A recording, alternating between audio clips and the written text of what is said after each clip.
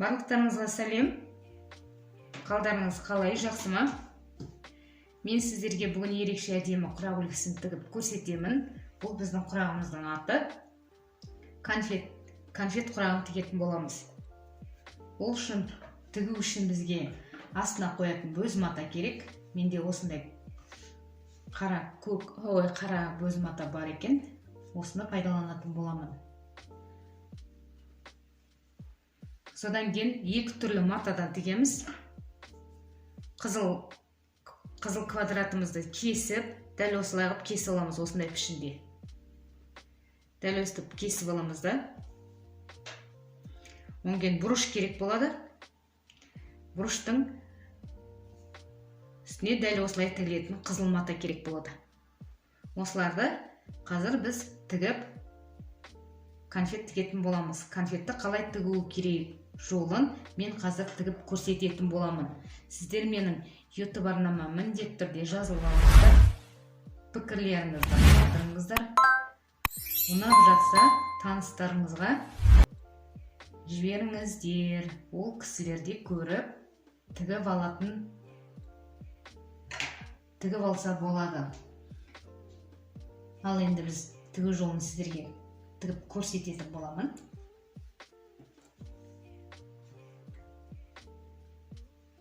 Таныстарыңызға жіберіңіздер. Менің YouTube арнамның сілтемесін таратсаңыздар болады. Егер қолынан тігін келетін кісілер болса. Біз бисмиллахир-рахманир-рахим дәл осы бұрышты осылай қойып аламыз.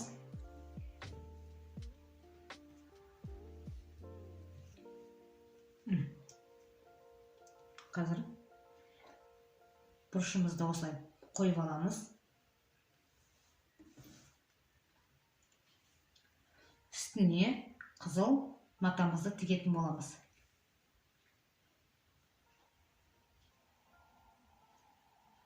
Мен өзімде бірінші рет тігейін деп отырмын бұл құрақты.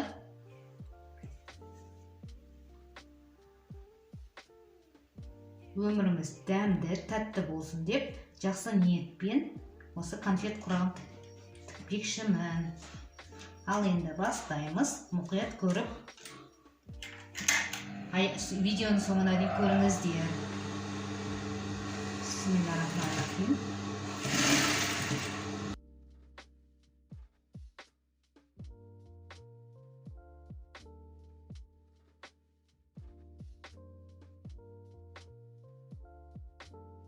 Ендігі кезек мына қызылды дәл осылай тігетін боламыз.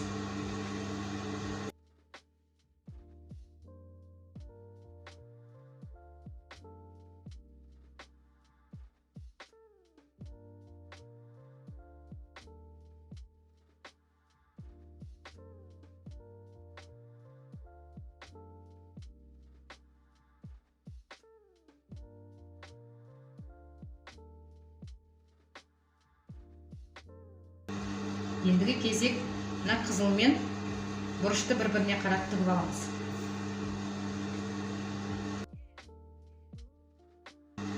Матамызды шетке қойып қоямыз.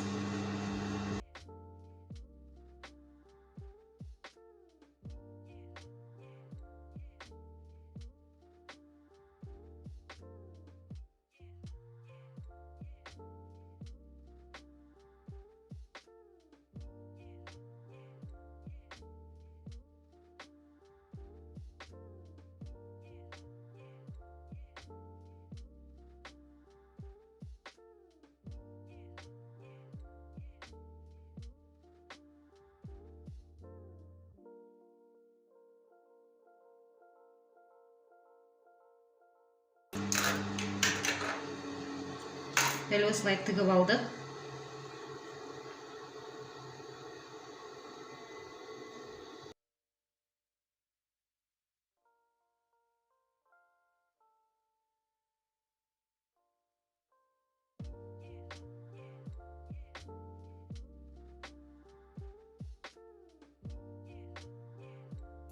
Ал енді осы бөз матамызға тігетін боламыз.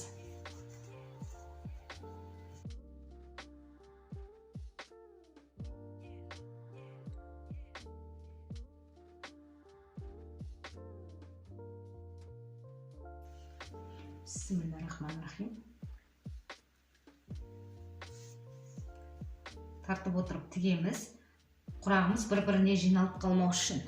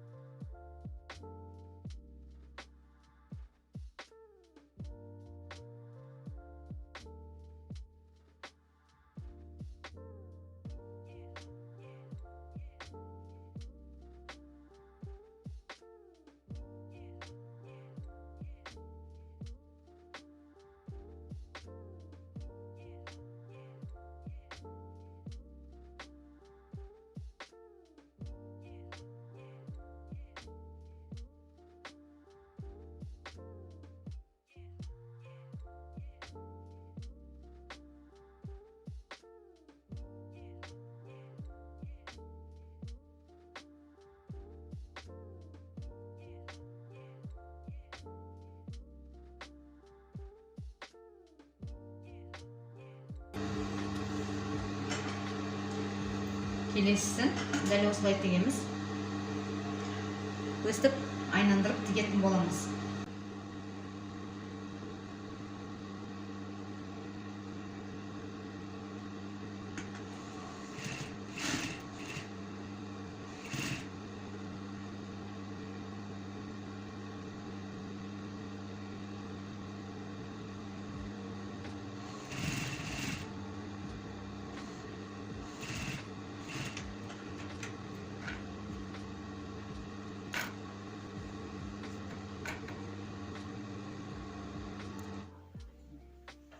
Мінекей бізде ерекше әдемі осындай құрақ шықты.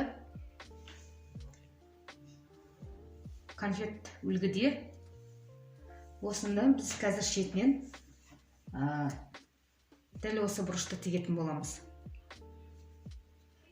Бұл бұрышымызды мына шетке тігетін боламыз. Құрағымыз 4 бұрышты әдемі құрақ шығады. Біз бұл бұрышымыз 8x8 квадратты ортасынан кесіп, бұрыш жасап аласыздар.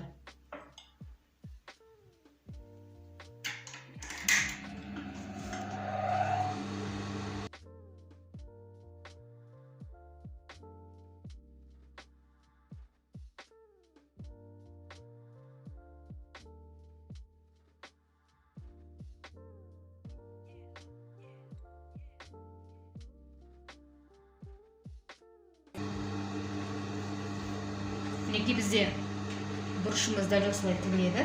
4 шетіне 4-еуін тігеміз.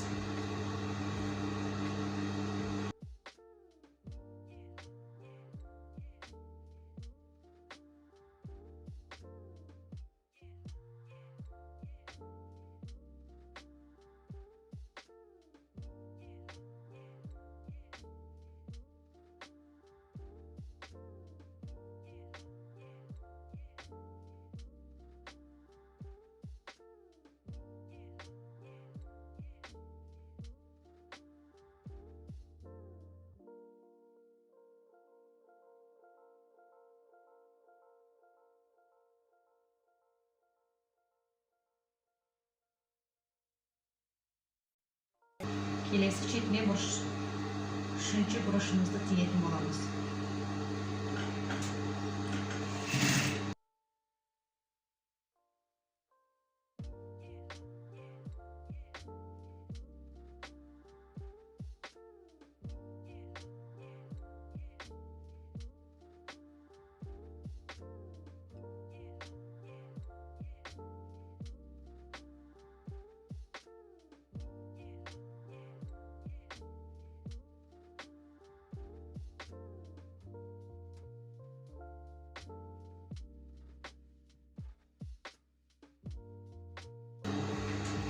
Міне бізде конфет үлгідегі құрағымыз тігіліп дайын болды. Дәл осындай әдемі құрақ шықты. Ендігі осы құрағымыздың шетін жақсылап төрт бұрыштау тігіп аламыз, шетіне шығармай.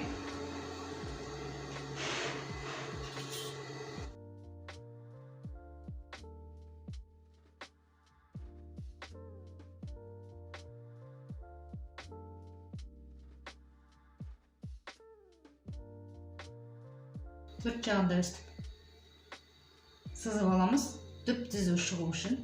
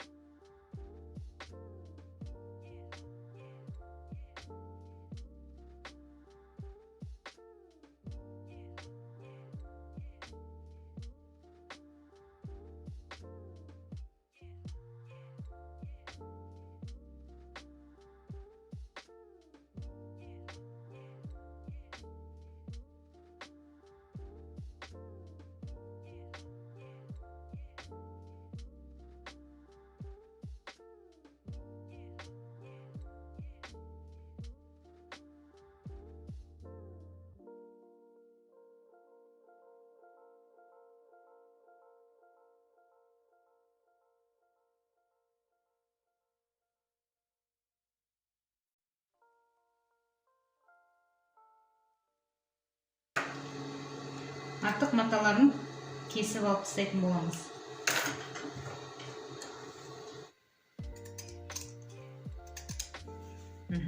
Дәл осылай шетіне шығармай кесіп тастаймыз артық маталарын.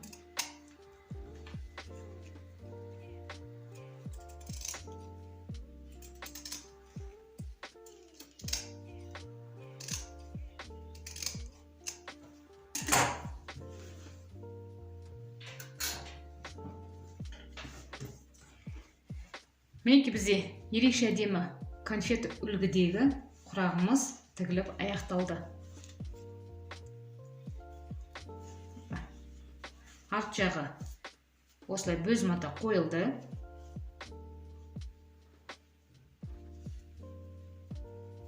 Артық жіптерін алып тастаймыз.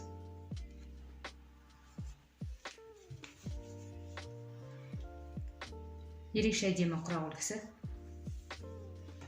Дәл осы құрақты тігу үшін видеоның соңына дейін көріңіздер.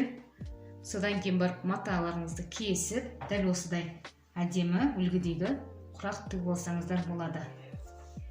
Менің арнама жазылуды ұмытпаңыздар, таныстарыңызға тарата жүріңіздер.